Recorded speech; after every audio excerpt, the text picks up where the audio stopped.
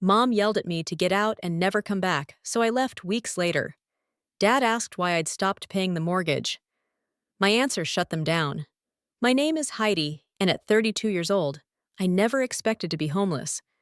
After a Sunday family dinner, when my mother screamed at me to get out and never come back, I actually listened this time. What she did not know was that I had been silently paying their $2,200 mortgage for 3 years. The shock on my dad Richard's face when he called weeks later asking about the bank notice was something I will never forget. Growing up in the Hamilton household was like walking on eggshells, especially around my mother Gloria. From my earliest memories, she had impossibly high expectations that seemed designed specifically to make me fail.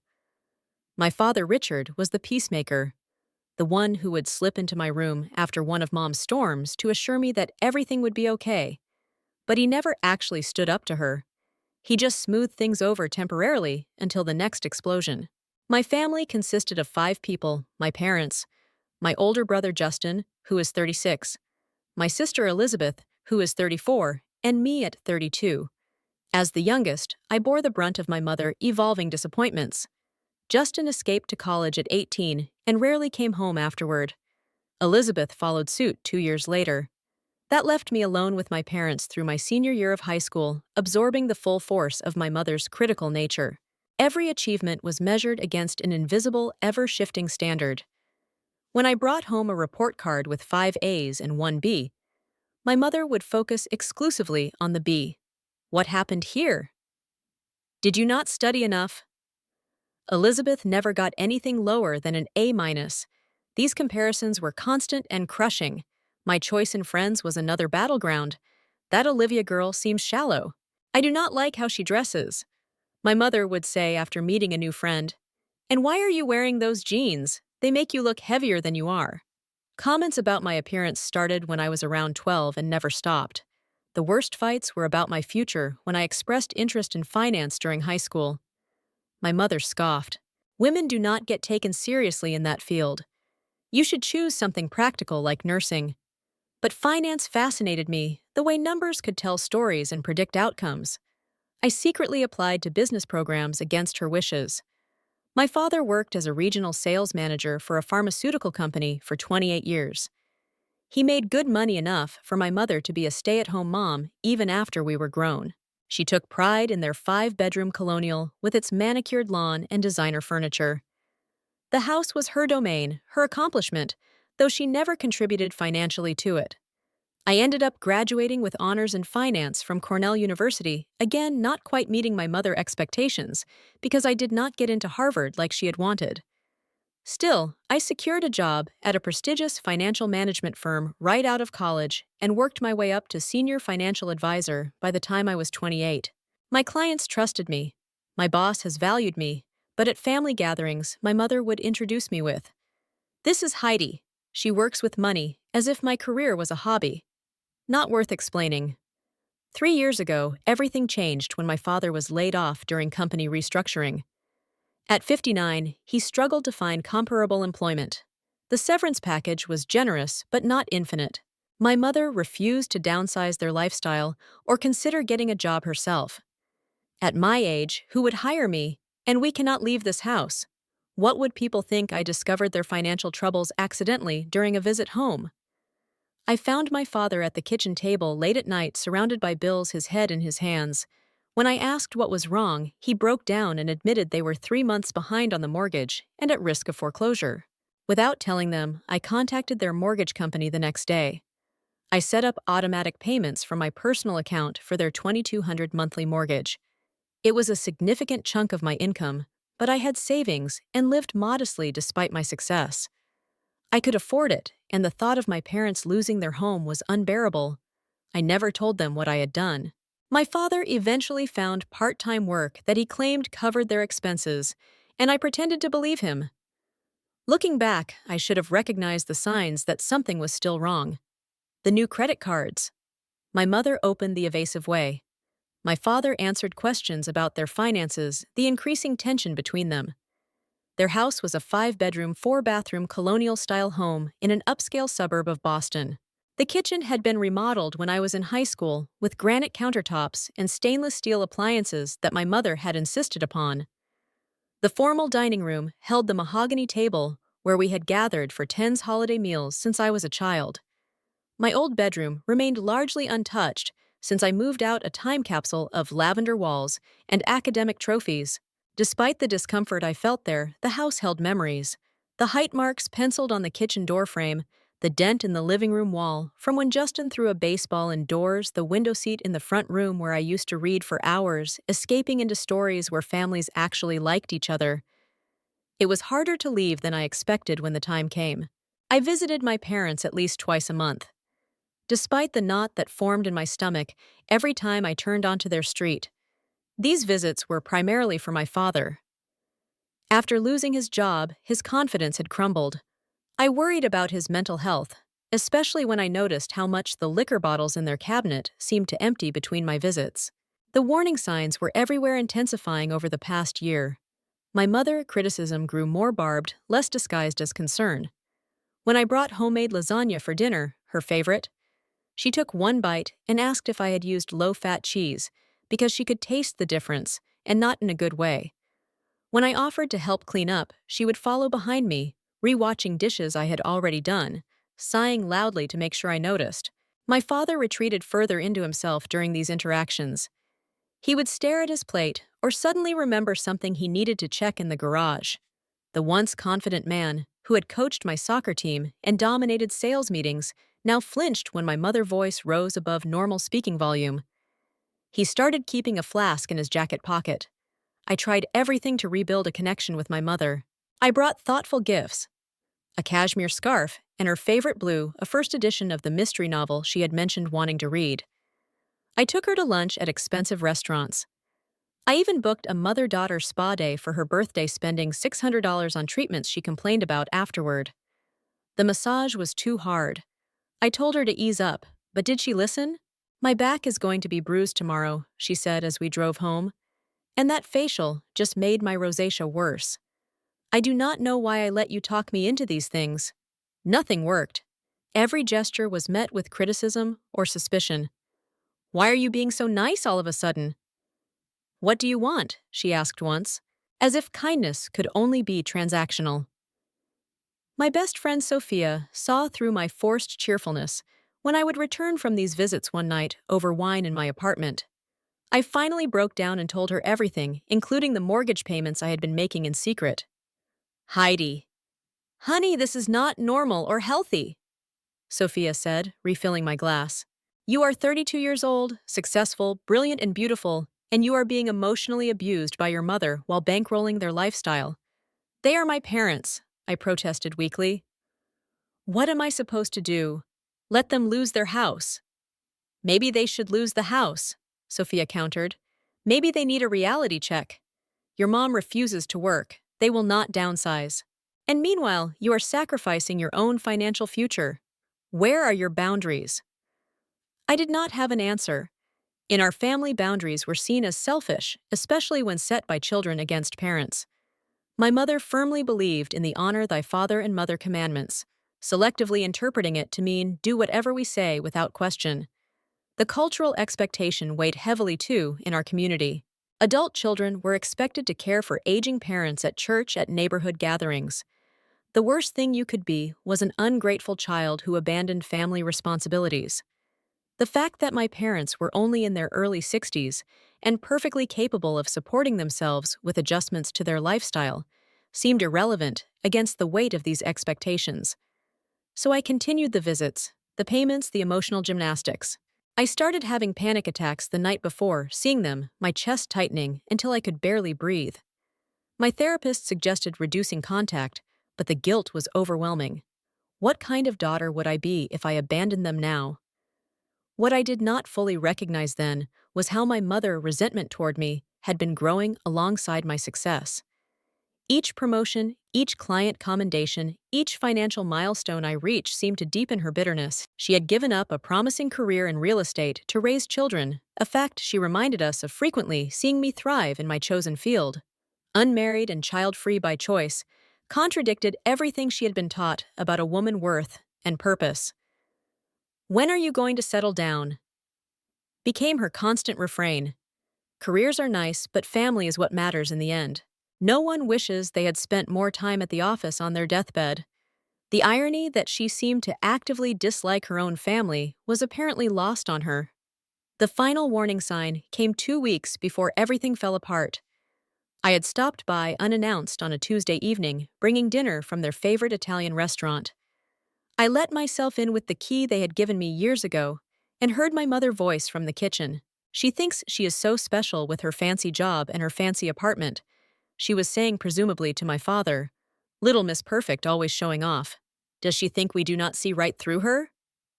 I froze in the hallway, the paper bag of food growing heavy in my arms. "Gloria, please."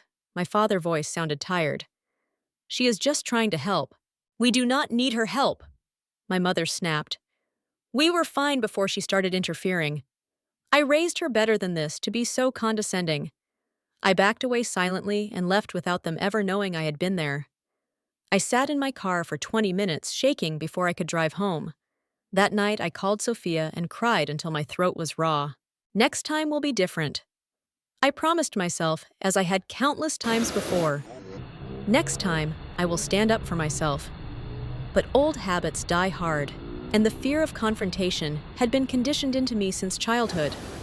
I did not know then that next time would be the breaking point for all of us.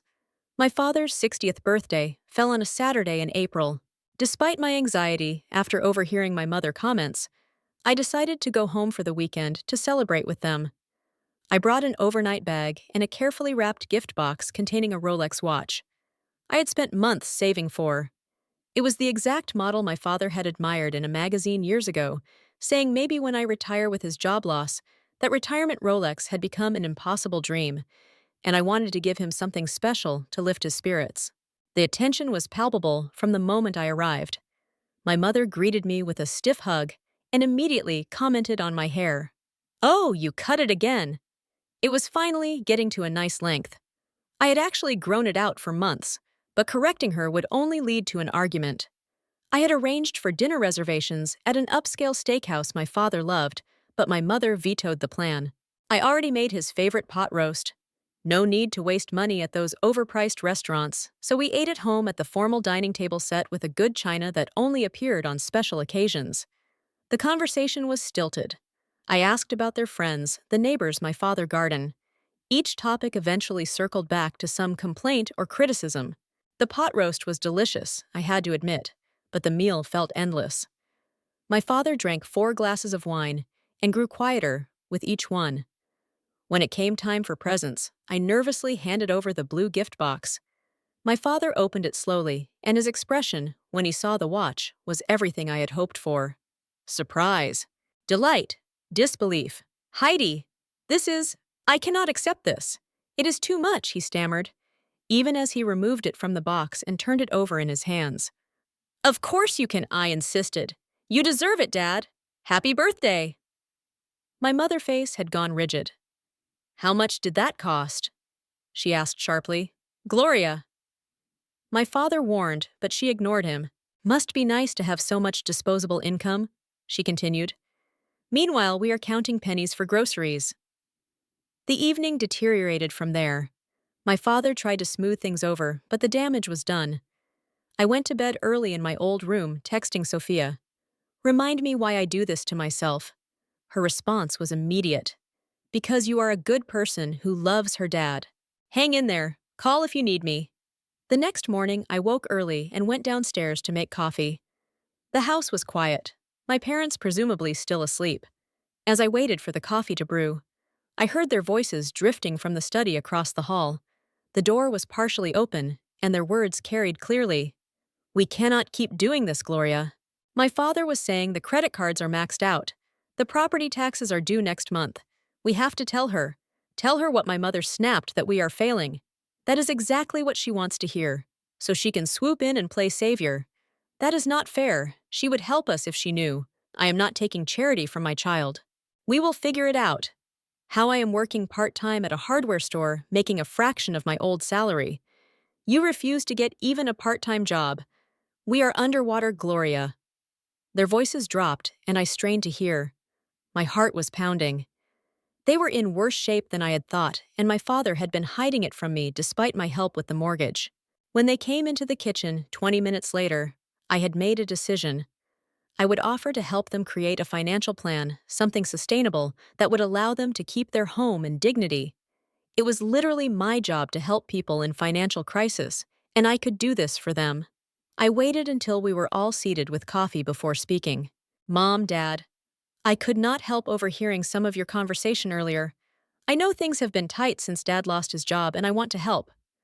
My mother face went white, then red. You were eavesdropping on us. No, I was in the kitchen. Your voice is carried. I took a deep breath. Look, financial planning is what I do professionally. Let me help you create a budget.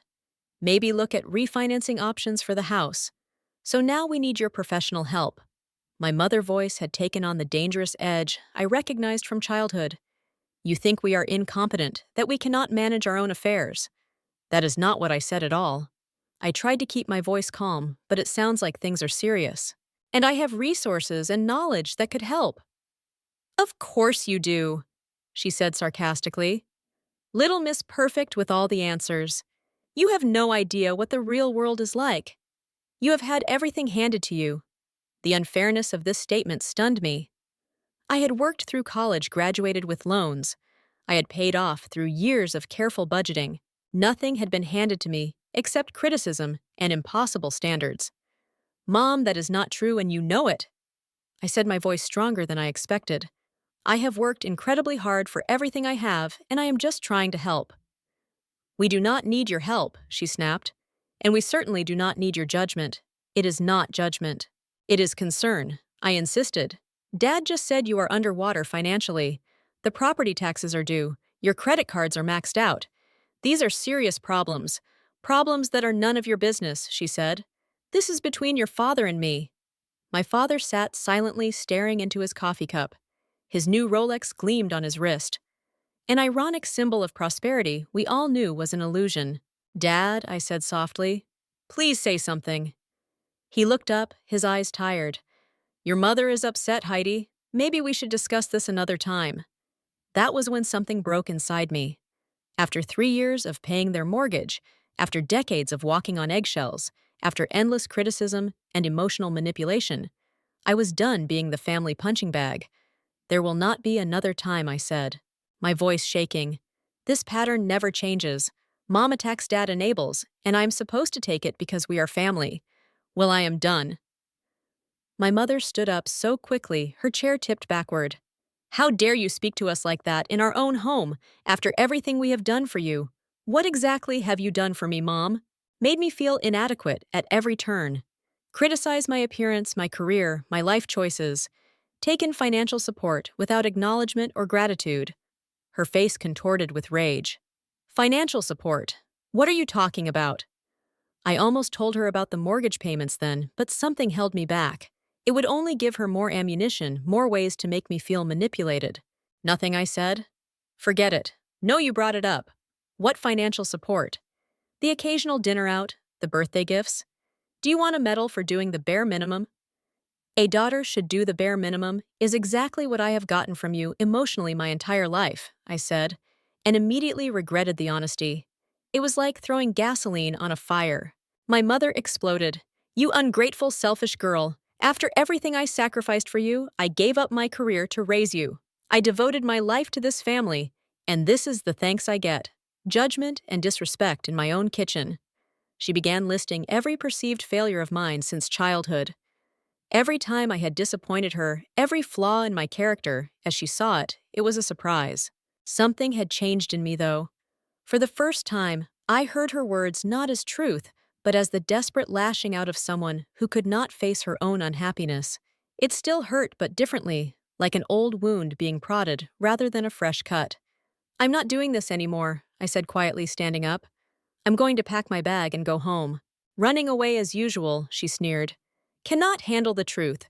The truth is that you are angry and bitter, and you are taking it out on me because I am a safe target. I said the truth is that I have been paying your mortgage for 3 years without telling you. Because I knew you would react exactly like this, making it about your pride instead of practical solutions. The room went silent. My father's face drained of color. My mother's mouth opened and closed without sound for once, speechless. Then she found her voice, and it was ice cold. "Get out, Mom." My father started, but she cut him off.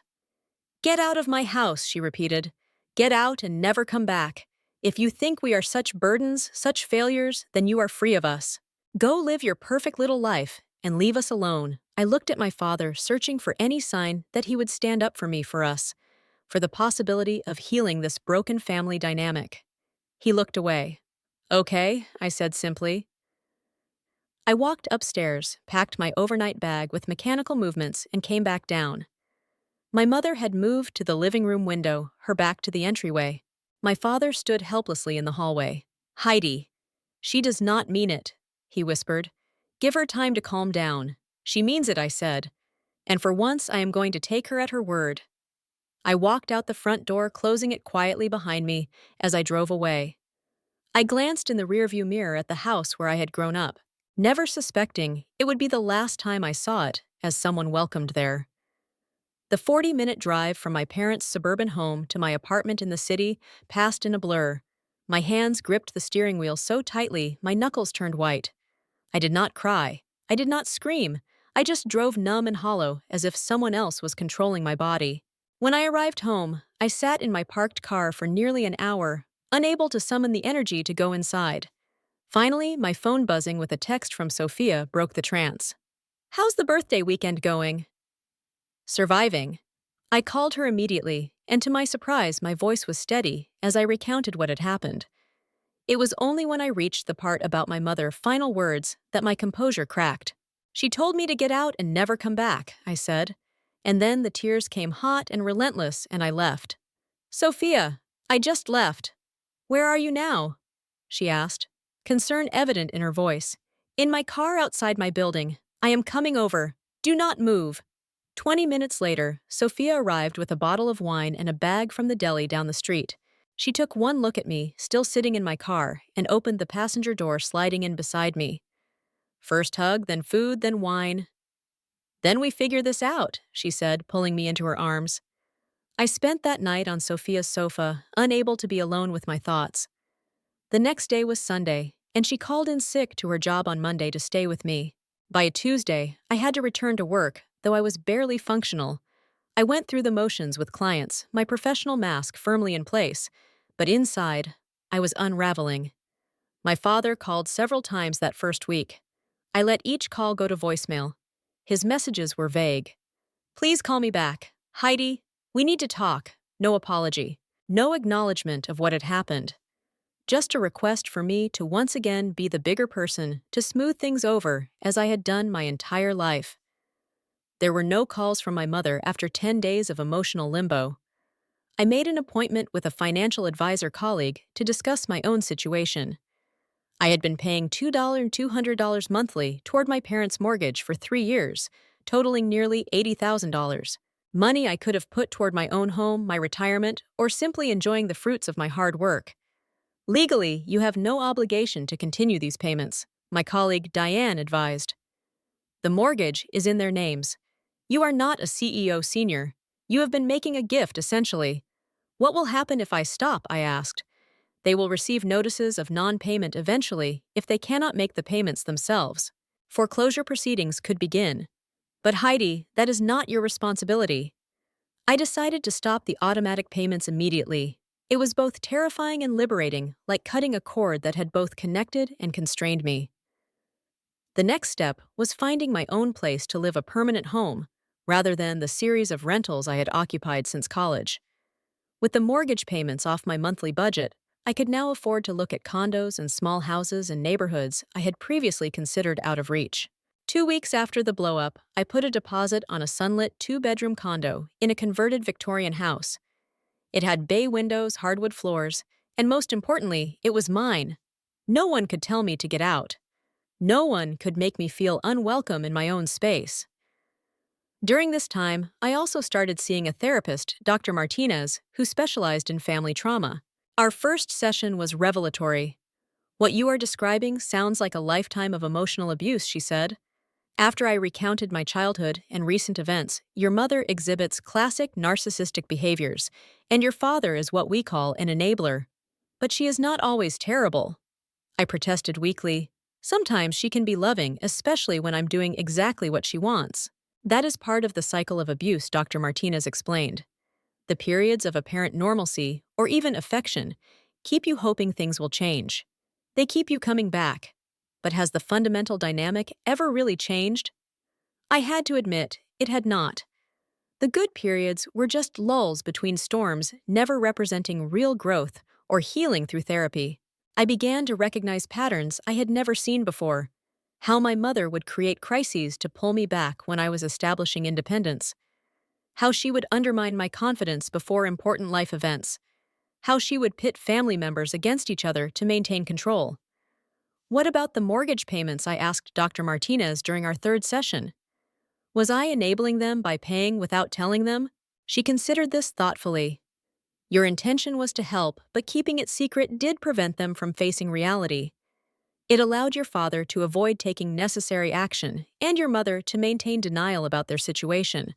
So I was wrong to help. The thought was painful. Not wrong. You acted out of love and concern. But sometimes helping can hurt in the long run. True help would have been working with them to develop financial independence, not creating financial dependence. The hardest part of those weeks was learning to sit with guilt without acting on it. When I would think about my parents possibly losing their home, my instinct was to rescue them to sacrifice my own well-being to preserve theirs. Dr. Martinez helped me see this as a conditioned response, not a moral obligation. Your parents are adults who made their own choices, she reminded me. Your father chose not to find adequate employment after his job loss. Your mother chose not to work or adjust their lifestyle. These were choices, not circumstances, thrust upon them. Gradually, the panic attacks subsided. I slept through the night. More often, I stopped checking my phone constantly for messages from my father. I began to embrace the possibility that life could be different, that I could love my family without being consumed by them. I threw myself into making my new condo a home. I painted the walls colors. My mother would have hated a deep teal in the living room, a sunny yellow in the kitchen. I bought furniture that suited my taste, rather than what would impress others. I created a home office where I could work on personal financial projects, including a revised retirement plan. Now that I had an extra $200 monthly to invest, through it all, there was a lingering sadness. Despite everything, I loved my parents. I missed the father, who had taught me to ride a bike, who had slipped me extra allowance for books, who had been proud of me before. My mother convinced him not to be. I even missed the mother who, in rare moments of connection, would share stories of her own childhood dreams, or laugh genuinely at a shared joke. But I could not miss them enough to destroy myself in the process of loving them. That was the boundary I was finally learning to set. Exactly 3 weeks and 2 days after I walked out of my parents' house, my phone rang with my father number while I was at work. I had been expecting this call, yet was still unprepared for the rush of emotion that hit me when I saw his name on the screen. I was alone in my office between client meetings, so I took a deep breath and answered, "Hello, Dad. Heidi." He sounded relieved that I had picked up. "How are you, sweetheart?" The casual normalcy of his greeting, as if nothing had happened, was jarring. "I am okay," I said cautiously. "How are you?" "Oh, getting by." There was an awkward pause. "We have missed you at Sunday dinners." I said nothing, waiting. If he wanted to pretend everything was normal, he would have to do it without my help. "Your mother has been asking about you," he continued, which I knew was a lie. If my mother had been asking, it was not out of concern. "Has she?" I kept my voice neutral. He cleared his throat. "Well, you know how she is. She has her pride. But I know she regrets what happened." "Did she say that I asked?" Another pause. "Not in those exact words, no, but I know she does." My heart sank. Nothing had changed. He was still making excuses for her, still expecting me to accept the unacceptable dad. "Why are you calling?" I asked directly. "Can a father not call his daughter just to check in?" He attempted a light tone that fell flat. After 3 weeks of silence following Mom throwing me out of the house. "No, that is not just checking in." He sighed, and I could picture him running his hand through his thinning hair, a nervous habit he had had for as long as I could remember. Heidi, your mother was upset. She said things she did not mean. You know how she gets when she feels backed into a corner. I do know. I agreed. I have known my entire life. That does not make it okay. No one is saying it is okay. He backpedaled. But family is family. We have to forgive each other. Forgiveness requires acknowledgement and change. Dad? Has Mom acknowledged what she did? Has anything changed? The silence on the other end of the line told me everything I needed to know. I thought so, I said softly. She is your mother, Heidi. She loves you in her way. Her way is hurting me. It always has. Another long pause. I could hear him breathing, gathering his courage for what I now realized was the real purpose of his call. There is something else, he finally said. Did you know the bank sent us a notice about the mortgage?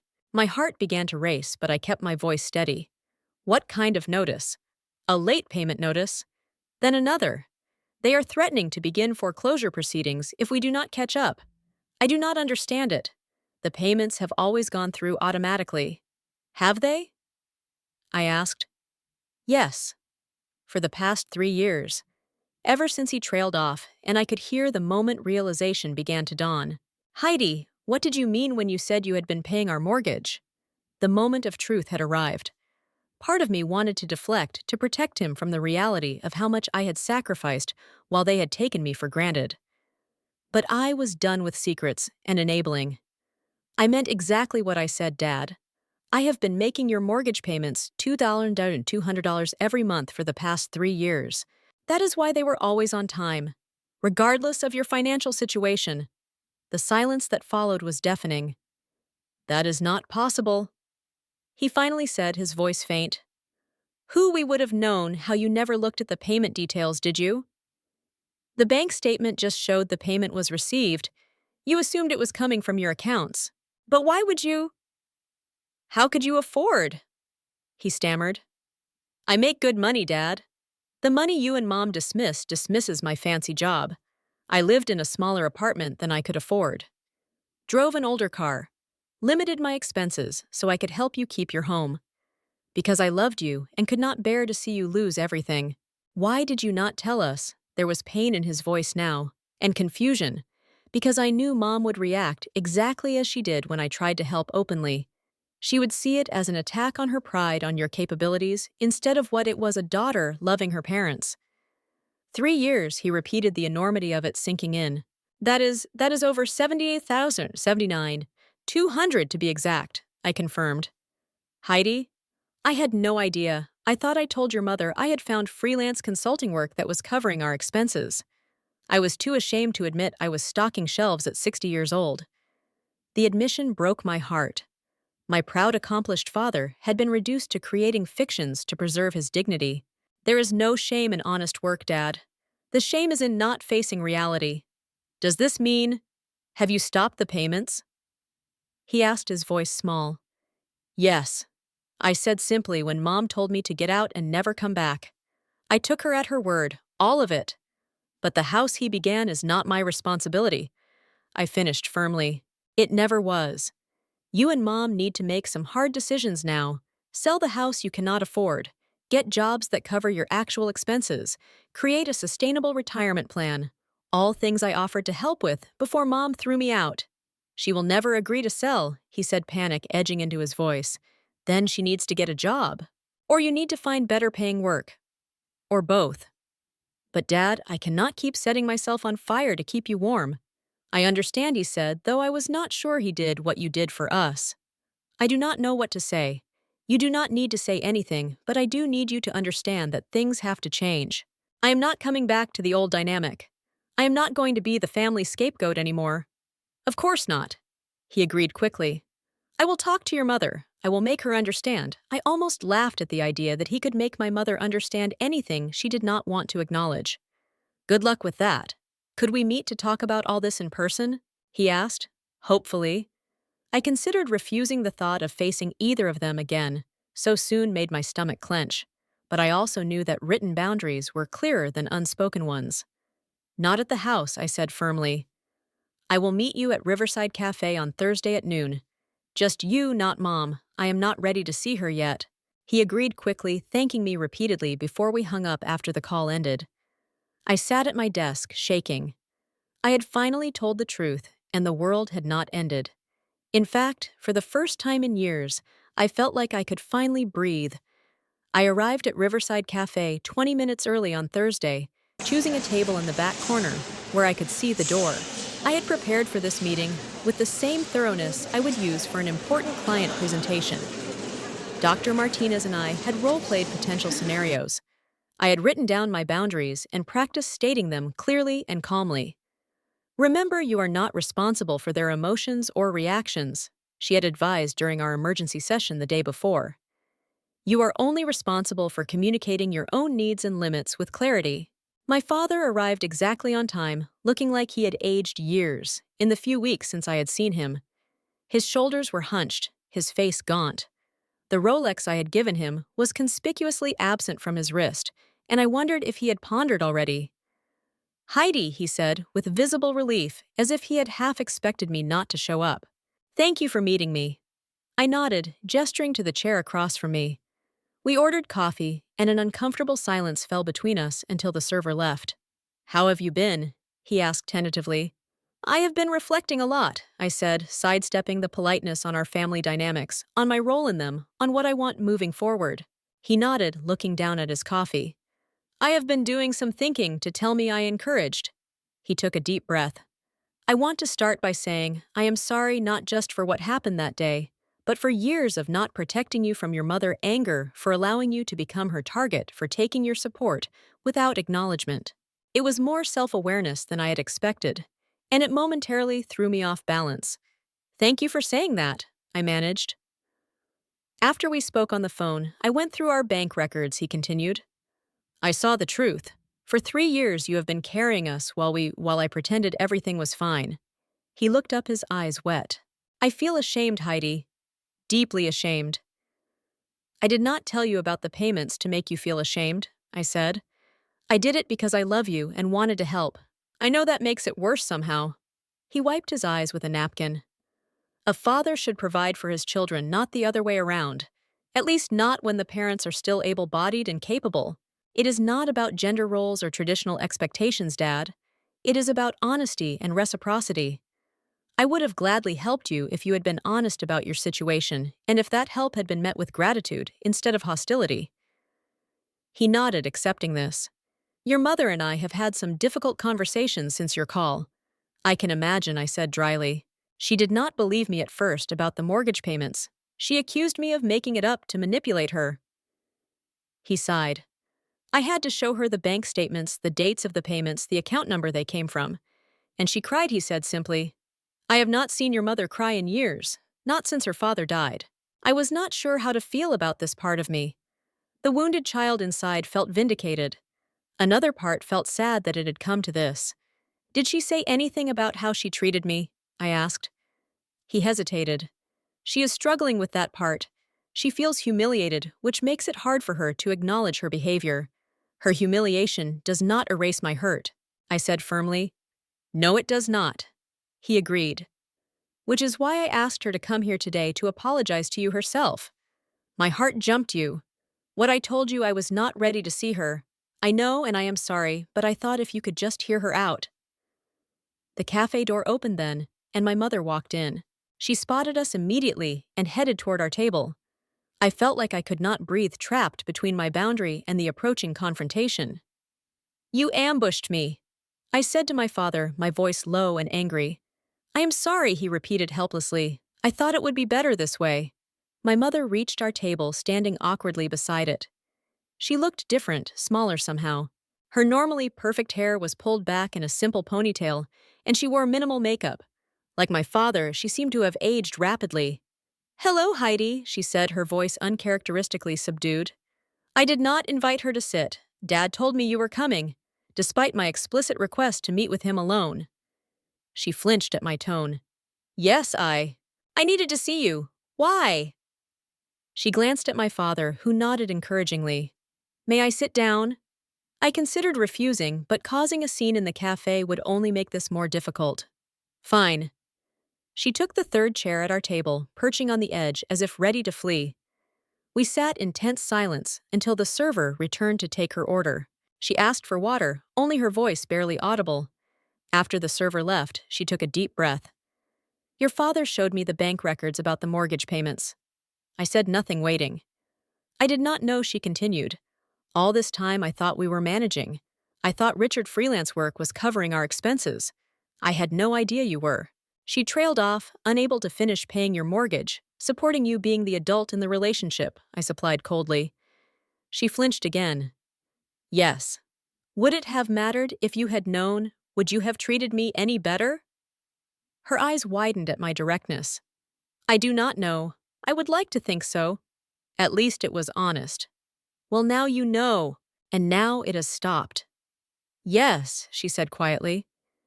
The bank has given us 30 days to catch up on the payments, or they will begin foreclosure.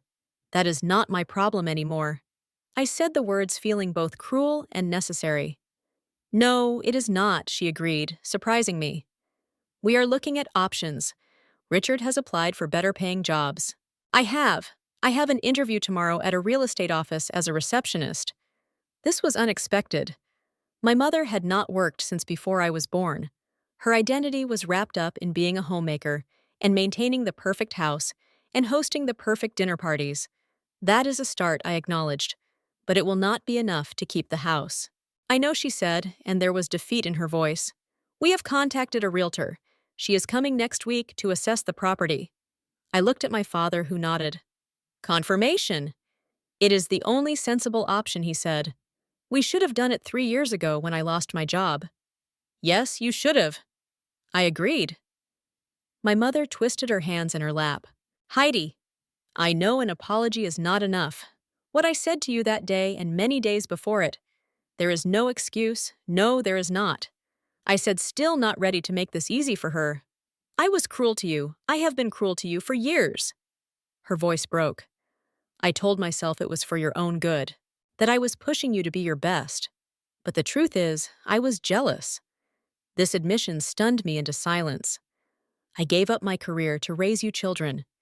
It was what women of my generation were expected to do. I do not regret having you, but I regret losing myself in the process. And when you became so successful, so independent, doing exactly what I had given up, she shook her head. It was easier to criticize you than to face my own regrets. It was the most self-aware thing I had ever heard my mother say. Part of me wanted to embrace this moment of vulnerability, to rush toward reconciliation. But the wiser part, the part that had been working with Dr. Martinez, knew that one moment of clarity did not undo decades of damage. I appreciate your honesty, I said carefully, but I need you to understand that our relationship cannot go back to what it was. I will not be your emotional punching bag anymore. I will not sacrifice my financial security for your comfort. I will not accept criticism disguised as concern.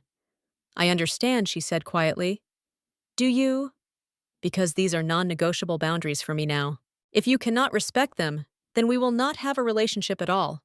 My father reached across the table toward my hand, but stopped short of touching me. We want to do better, Heidi. Both of us. We want to rebuild what we have broken. If you will give us that chance. I looked between them. These flawed human parents of mine. I cannot make any promises right now. I'm still processing everything that happened. Not just that day, but throughout my life. I need time and space. Of course. My father said quickly, whatever you need, and I want you both to consider therapy. I added individually and as a couple. There are issues here that go beyond money. My mother's mouth tightened reflexively, but she nodded. If that is what it takes. It is a start, I said. As for the house situation, I cannot and will not resume payments, but I can help you create a financial plan for downsizing. I can connect you with resources for job searching. I can advise you on retirement options. That is what I can offer. That is more than we deserve, my father said softly. It is not about deserving, I replied. It is about what I am willing and able to give while maintaining my own well-being. We talked for another hour, more practically now, about house values in their neighborhood, about my father resume and interview skills, about what size home they could realistically afford on their reduced income. It was the most adult conversation we had ever had, with no emotional manipulation, no tears, no guilt trips. As we prepared to leave, my mother hesitated, then asked, "Would it be all right if I called you just to check in occasionally?" "Text first," I said. "Ask if I have time to talk. Respect if I say not right now." She nodded, accepting this boundary. "I will." We parted without hugs or promises, just a tentative acknowledgement that something new might be possible, even if the old was irrevocably gone. As I drove home, I felt lighter than I had in weeks.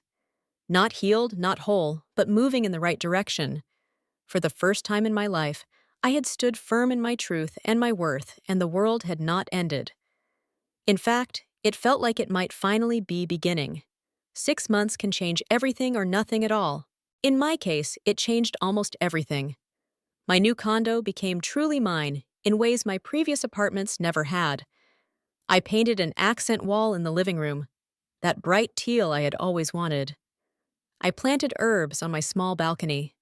I adopted a cat, a dignified orange tabby named Leo, who greeted me at the door each evening and slept curled against my side each night. My career continued to flourish, with the mental energy no longer consumed by family drama. I found myself more creative in my financial planning approaches, more present with clients, more innovative in my investment strategies. I was promoted to senior advisor with my own team, a position that came with a substantial raise and increased flexibility. Dr. Martinez and I continued our weekly sessions, gradually reducing to bi-weekly. As I developed stronger emotional boundaries and healthier coping mechanisms, the panic attacks stopped entirely. The nightmares about my mother criticism faded. The constant background hum of anxiety quieted. "You have done remarkable work," Heidi Dr. Martinez told me, during a session marking our 6-month anniversary of working together. "Many people spend years, even decades, trying to break free from toxic family patterns. You have made tremendous progress in a relatively short time." "It does not feel short," I admitted. "It feels like the longest 6 months of my life." "Growth is painful," she agreed. "But you have not just survived this period. You have transformed through it." My relationship with my parents evolved slowly, with careful steps forward and occasional steps back. My father found a position as a sales manager at a smaller company, making about 60% of his previous salary, but with less stress and more appreciation. He seemed genuinely happier despite the financial adjustment. More surprisingly, my mother not only took the receptionist job, but excelled at it. Within 3 months, she had organized the office so efficiently that they offered to pay for her to get her real estate license. At 63, she was embarking on the career she had abandoned for marriage and motherhood 40 years earlier. The younger agents asked me for advice, she told me during one of our now regular Sunday phone calls. "They say clients trust me because I have life experience." The pride in her voice was something new, something earned rather than manufactured. It suited her.